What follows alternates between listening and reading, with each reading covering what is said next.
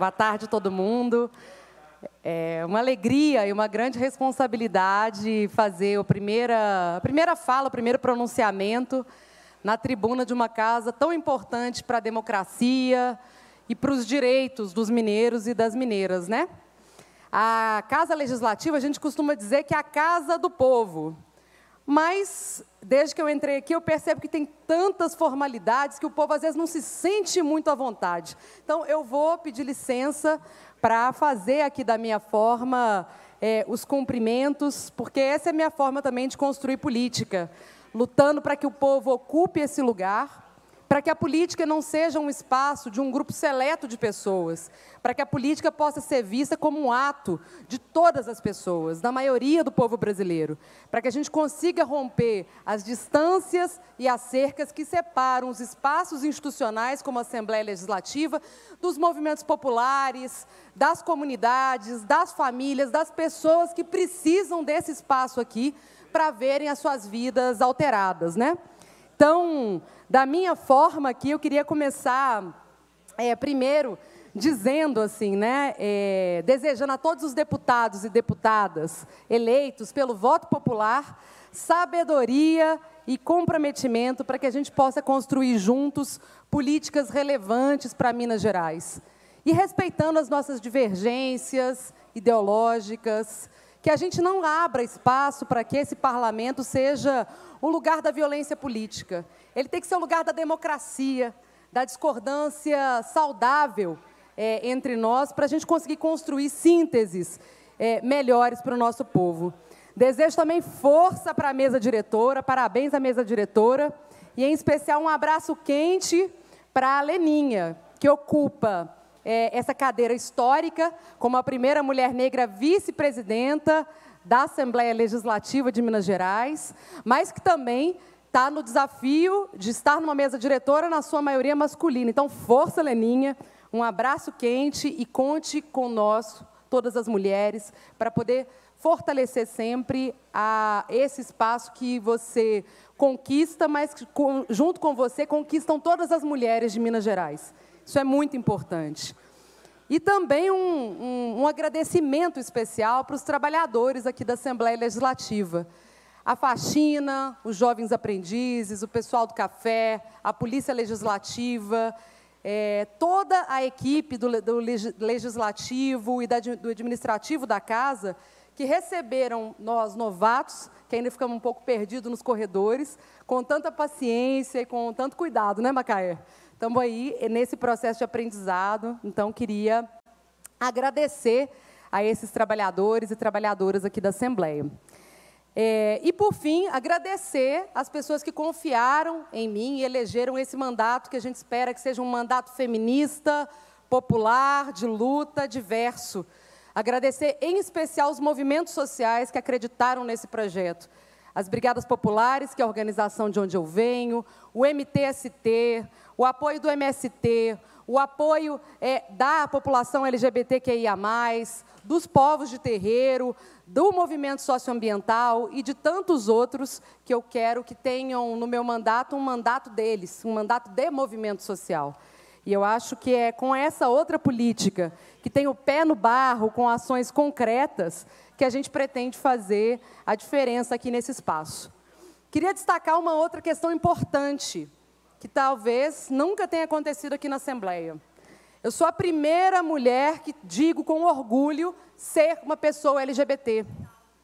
Em tantos anos de Assembleia Legislativa, nós nunca tivemos ninguém que viesse aqui à tribuna e falasse a visibilidade dos nossos corpos, dos nossos desejos, da nossa forma de amar, de ser e de existir, é política e é importante. Então, ser a primeira pessoa LGBT representa muito e traz mais diversidade para esse espaço do parlamento, que representa, na verdade, a diversidade de Minas Gerais.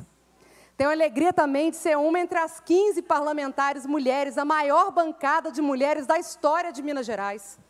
São 77 deputados e 15 mulheres. A gente comemora, mas sabendo que o nosso desafio é, na próxima legislatura, no mínimo dobrar, não é não, companheiras? Vamos fazer um trabalho para que mais mulheres ocupem a política e para que a gente não só ocupe a política, mas reverta o fenômeno terrível da violência contra a mulher e do feminicídio. E isso é uma coisa que nos unifica a todas as mulheres. Mulheres de esquerda, mulheres de centro, mulheres de direita, têm trabalhado de forma coletiva para enfrentar a violência contra a mulher. E o desafio é grande. Minas Gerais foi o estado que mais teve feminicídios no Brasil. Isso não é um acaso. Isso tem a ver com o desmonte das políticas de proteção à mulher, isso tem a ver com a insuficiência das delegacias de proteção à mulher, a programas de moradia que garantam moradia para a mulher em situação de violência, o aumento da vulnerabilidade da nossa população. Então, tudo isso, como mulheres, eu espero que a gente consiga juntas atacar, né? Voltando um pouquinho à questão de ser uma mulher LGBT, esses dias eu encontrei a Flávia Tambor, que foi uma grande amiga, construiu um mandato municipal aqui em Belo Horizonte, né, quando eu era vereadora, junto comigo. Hoje ela é chefe de gabinete da ministra Aniele Franco, que nos dá muita alegria. E ela olhou para mim e falou assim: Bela, quem diria, hein? Nós aqui da Rua da Lama para a Assembleia Legislativa. E aí, para quem não conhece, né, a Rua da Lama era um espaço escondidinho, onde as mulheres lésbicas, em especial as mulheres lésbicas negras, periféricas, se encontravam para existirem, para paquerar, para trocar ideia, enfim, para enfrentarem também suas violências, né? Era um espaço de invisibilidade. E a gente migrar da Rua da Lama, esse espaço de invisibilidade, primeiro para a Câmara Municipal, que fui também a primeira mulher lésbica da Câmara Municipal, e hoje para a Assembleia Legislativa, é fundamental para que a gente consiga reparar uma dívida histórica que esse espaço tem com a população LGBTQIA+.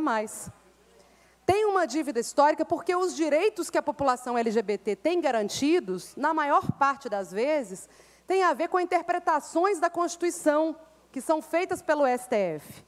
O direito ao casamento civil, entre outros direitos, como a retificação de nome e gênero nos documentos de registro, foram garantidos pelo STF.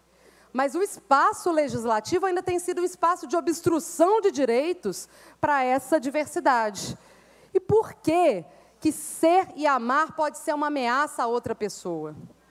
Eu acho que é muito importante que a gente consiga romper isso aqui. E conto com o apoio daqueles aliados e aliadas que possam fazer essa luta ecoar aqui dentro da Assembleia Legislativa de Minas Gerais. Porque, ao contrário do que eles dizem, nós não somos minoria. E aí, quando eu digo nós, eu falo, mulheres não são minoria, LGBTs não são minoria, juventude não é minoria, indígenas não são minoria, a população negra não é minoria. Nós somos amplas e diversas maiorias sociais, que, quando estamos articuladas, temos a capacidade de modificar a situação do nosso país. Minorias são, muitas vezes, muitas vezes é mais representada em espaços legislativos como esse. Na sua maioria, homens, às vezes mais velhos, com um pouco mais de dinheiro. Isso é a minoria do país. Então, é muito importante que a gente mude o nosso vocabulário e pare de chamar essas pautas de pautas minoritárias. Nós somos maiorias e estamos articuladas para transformar também os espaços de poder, e essa é uma das nossas missões aqui, né, Macaé, Lohana, Bia e tantas outras mulheres, Jean, e companheiros aqui dentro, para que a gente converta as maiorias sociais também em maiorias políticas. Bom, eu venho de mais de uma década de luta junto ao movimento por moradia, junto às ocupações urbanas, os movimentos de sem-teto. Também luta pelo direito ao transporte coletivo gratuito, bom e barato, né? De preferência gratuito, porque a população não merece pagar taxas altas para viver de busão lotado. Enfrentamos na Câmara Municipal de Belo Horizonte a máfia do transporte, na CPI do transporte, CPI do busão, e queremos trazer esse debate aqui para a Assembleia Legislativa. Também queremos, né, e temos esse compromisso junto com o meu companheiro Leleco, de refletir sobre a política habitacional e de regularização fundiária em Minas Gerais. Não sei se os senhores sabem, mas, senhoras, todo mundo, né? Mas Minas Gerais é o terceiro estado com mais pessoas sem casa. O terceiro estado com maior déficit habitacional no Brasil é aqui, são meio milhão de pessoas que não têm onde morar, que pagam muito caro, às vezes tirando comida de dentro de casa para pagar um aluguel, ou mesmo estão indo para a situação de rua, e como tem crescido a população em situação de rua nas cidades mineiras, né? Enquanto isso, a gente percebe empresas importantes, como a Coab, serem desmontadas. A gente entra no site da Companhia de Habitação de Minas Gerais e, ao invés de pensar novos empreendimentos para garantir moradia popular, a gente lê lá, oportunidade, vende-se lotes em Santa Luzia, vende-se lotes em Sabará. Não são lotes para serem vendidos para especulação imobiliária em um estado com 500 mil de pessoas sem casa. Isso é muito sério, gente. Minas Gerais é um estado desigual. Belo Horizonte, que é onde está a Assembleia Legislativa, concentra recursos e concentra também poder político. E mesmo numa cidade como a nossa, nós temos comunidades como as ocupações da Isidora, no norte, na região norte de Belo Horizonte, que eu acompanho desde a Barraca de Lona, que ficam meses sem acesso à água. Como pode um estado rico, uma cidade rica, não oferecer água para uma população que já está lá há 10 anos? Se isso acontece na capital do nosso estado, que dirá nos interiores e nas outras regiões? Então, lutar por saneamento, por moradia, por garantia de luz, vai ser, de fato, uma luta concreta que nós vamos fazer aqui dentro da Assembleia, né? Precisamos avançar, e aí eu estou vendo que meu tempo está esgotando um pouquinho também. Temos que avançar numa discussão aqui em Minas Gerais sobre justiça fiscal. Não só em Minas Gerais, mas no Brasil. A gente precisa discutir de forma muito relevante a questão da justiça fiscal e tributária.